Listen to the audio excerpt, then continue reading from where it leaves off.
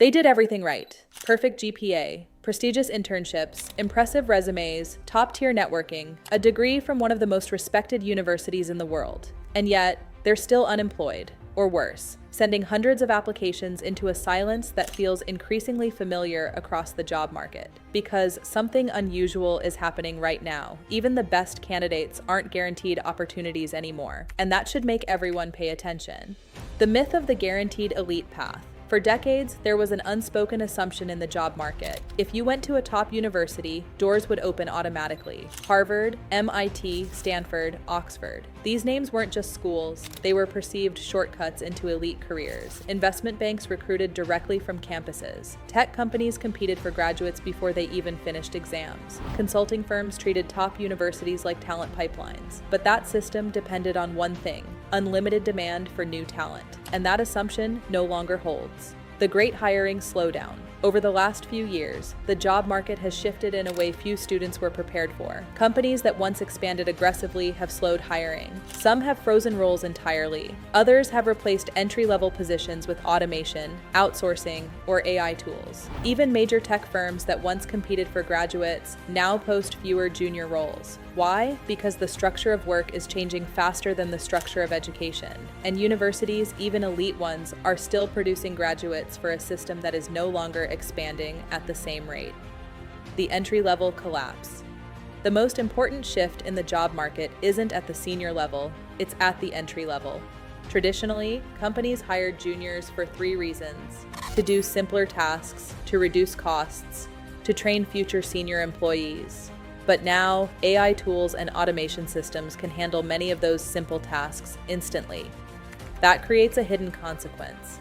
Companies don't just reduce junior hiring, they reduce training pipelines. And when that happens, even elite graduates find themselves stuck because there are fewer first steps into the industry. The Overqualification Trap.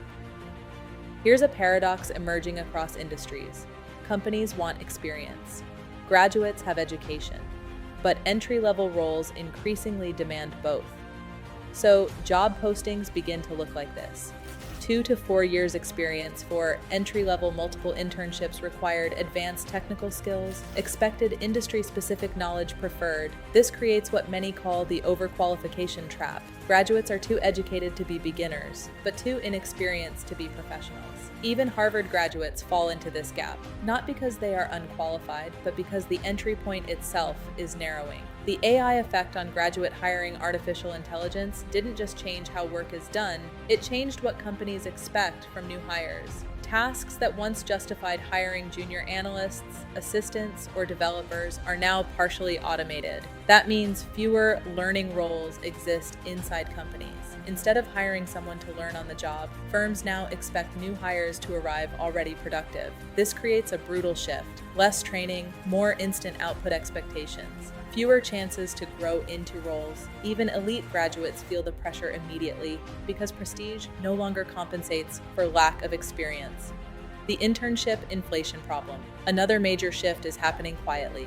Internships are becoming the new entry-level jobs. But even internships are no longer simple stepping stones. They now require prior internships, strong technical portfolios, networking connections, demonstrated industry experience. This creates a loop. You need experience to get experience. And elite universities don't fully protect students from that loop anymore. Even Harvard students must now compete in the same crowded system, just with higher expectations attached. The global competition factor. Another reality shaping the modern job market is scale. Remote work and global hiring have expanded the talent pool dramatically. A company in the US can now hire engineers in Eastern Europe, analysts in India, designers in Southeast Asia, researchers anywhere in the world. This doesn't reduce opportunity overall, but it does increase competition. A Harvard graduate is no longer competing only with peers from Ivy League schools. They are competing with top talent globally, and in many cases, companies prioritize cost efficiency, specialized experience, immediate productivity, not just academic prestige. The broken signal of prestige. There was a time when elite education acted as a strong signal. It told employers, this person is smart, disciplined, and trainable. That signal still matters, but it is weaker than before.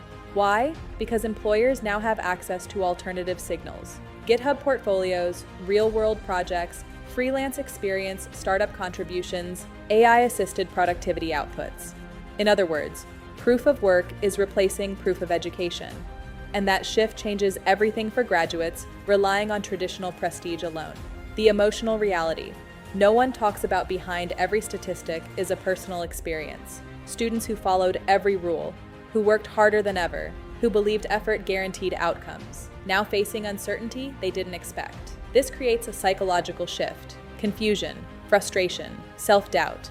Because when top performers struggle, the usual explanations stop working. It's no longer about talent. It's about structural change in the system itself. Why companies are hesitating? From the employer's perspective, hesitation makes sense. Hiring is expensive, training takes time, mistakes are costly, and in a world where AI tools can increase output from small teams, companies are becoming more selective. They want ready-to-contribute employees, minimal onboarding time, low-risk hires, proven ability under real conditions. That naturally disadvantages fresh graduates, even from elite institutions, because potential is harder to measure than performance. The hidden shift in value. Something subtle is happening in the job market. Education is becoming less of a guarantee, and experience is becoming more of a currency. Not just any experience, but applied experience. The kind gained from the world still needs engineers, analysts, researchers, operators, designers. What's changing is how talent is filtered. Old system, degree to job to training to career. New system, proof of work to experience to selective hiring to specialization. Elite universities still matter, but they are no longer the only gatekeepers, and sometimes not even the strongest ones. The credential inflation crisis.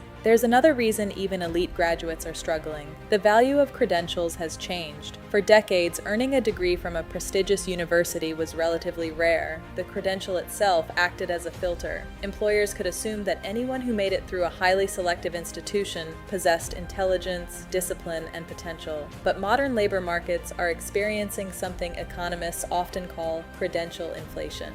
The problem is that the number of highly qualified candidates has grown faster than the number of high-quality opportunities. As a result, employers can become increasingly selective. A candidate may have a prestigious degree, strong grades, impressive internships, leadership experience, and still find themselves competing against hundreds of applicants with similar profiles. And it explains why some graduates from lesser-known institutions sometimes outperform graduates from elite universities in hiring outcomes. Not because education stopped mattering, but because credentials alone are no longer enough to stand out. The labor market is increasingly rewarding visible proof of capability over potential. For students, this represents a major shift. Success is no longer determined solely by where you studied. It's determined by what you can demonstrate. The idea that Harvard graduates would automatically succeed was never really about intelligence alone. It was about system design, a system where elite education aligned with expanding industries and high demand for entry-level talent. That system is changing. AI is reshaping entry-level work.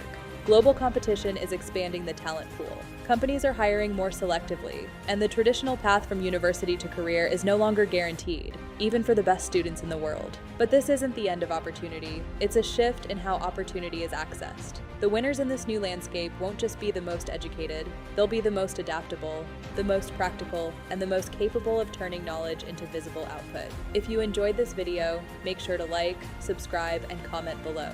Do you think elite degrees still guarantee success, or has the system fundamentally changed? Let's talk in the comments.